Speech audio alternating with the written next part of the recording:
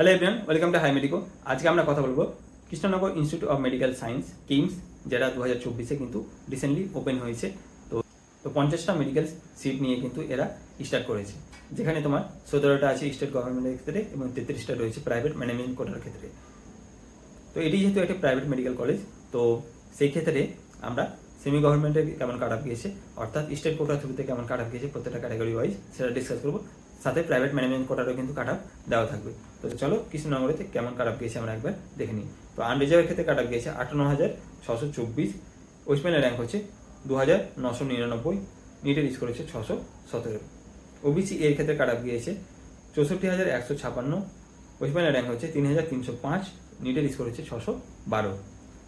OBC B এর ক্ষেত্রে cut off গিয়েছে 77,638, ওয়েস্টবেঙ্গলের র্যাঙ্ক হচ্ছে 3,901, নিটের স্কোর হচ্ছে 600।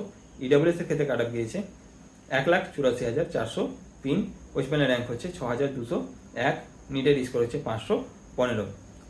এসসি ক্যাটাগরিতে কাট অফ গিয়েছে 2,15,939, ওয়েস্টবেঙ্গলের র্যাঙ্ক হচ্ছে 6,535, নিটের স্কোর হচ্ছে 493।